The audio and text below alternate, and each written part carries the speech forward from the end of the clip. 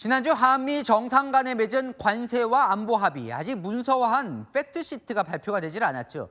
이게 나와야 합의 내용을 정확하게 알 수 있는데 대통령실 이번 주 내로 나올 거라고 예고를 했습니다. 그 안에 핵 추진 잠수함이 포함될지 여부가 막판 변수입니다. 김민곤 기자입니다. 한미 정상회담 협상 내용을 문서화한 팩트시트가 이번 주에 나올 전망입니다. 대통령실 관계자는 사용 후 핵연료 재처리는 들어갈 예정이라고 말했습니다. 하지만 핵 추진 잠수함이 당장 이번 팩트시트에 담길지는 확정적이진 않은 것으로 보입니다. 대통령실 관계자는 핵연료를 군사용으로 전환할 경우 미국 에너지부 장관 승인이나 원자력 협정 개정이 필요할 수 있다며 기술적, 행정적 논의가 남아있다고 설명했습니다. 한 외교 소식통은 우리가 원하는 건 전홍축 핵연료를 사용하는 프랑스식 핵 추진 잠수함인데 미국은 원하지 않을 수 있다고 말했습니다. 일본, 중국 등 주변국도 고려할 수밖에 없다는 겁니다. 대통령실은 핵 추진 잠수함 필요성을 다시 한번 강조했습니다. 북한이 핵 잠수함을 보유했다고 선포한 이상 대한민국도 거기에 상응하는 전력을 가져야 된다는 것.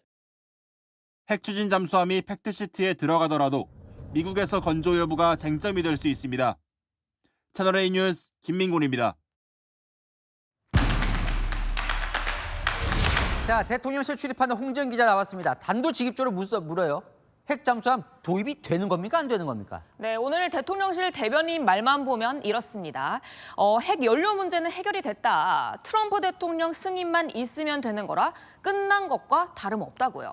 핵 잠수함을 만들 기술은 우리가 이미 갖고 있으니 연료만 넣으면 도입되는 것처럼 들리죠. 그런데 자세히 뜯어보면 꼭 그렇지는 않습니다. 그러니까 또 필요한 게 있어요? 트럼프 대통령도 해주겠다고는 했잖아요.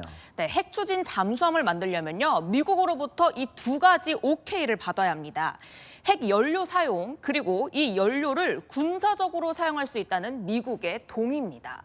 핵 연료 사용은 오케이를 받았다고 해도 아직 이 뒷부분이 남아있죠. 기존 한미 원자력 협정에 적시된 군사적 이용 금지 조항을 삭제하든 아니면 별도 협정을 체결하든 해야 되는데 그 부분에 대한 아직 확답이 남아있는 상황입니다. 그 부분이 남아있다. 이건 어떻게 봐야 돼요? 트럼프 대통령이 필리조선소에 건조하라고 쓴 거는요? 네, 그게 또 새로운 변수입니다. 자, 트럼프 대통령이 핵 잠수함 도입을 승인하면서 미 필라델피아에 있는 필리조선소에서 건조하겠다는 글을 올렸죠.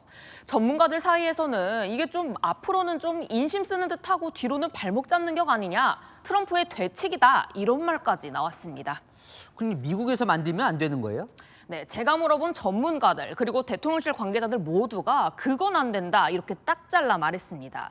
자, 필리조선소 지금 이렇게 화면에 나오고 있는데요. 핵 잠수함을 건설할 환경은 안 돼 있다고 하더라고요. 최소 한 10년 이상은 걸리고 또 미국 수출 잠수함이라 법과 제도도 따라야 돼서 그거는 마치 만들지 말라는 뜻과 같다고 합니다. 그럼 아직 뭐 산 넘어 산이네요. 네, 늘 그렇듯 트럼프 대통령 마음에 따라 달려 있습니다. 자, 대통령실은 이 트럼프 대통령이 이 필리조선소 이야기를 꺼낸 건 국내용으로 좀 조선업을 살리겠다는 의미지 우리 보고 거기서만 만들라는 건 아닐 거다 이렇게 말을 하더라고요. 근데 그렇다고 해줄 거라고 100% 단언도 자신할 수는 없습니다. 정리하면 트럼프 대통령이 진짜 이걸 해주려면 두 가지. 군사적 사용을 허가해줘야 하고 한국 국내에서 만들 수 있게끔 길을 좀 열어줘야 합니다. 그런데 그 마음을 짐작할 수 있는 바로미터, 바로 이번 주에 발표될 팩트시트입니다.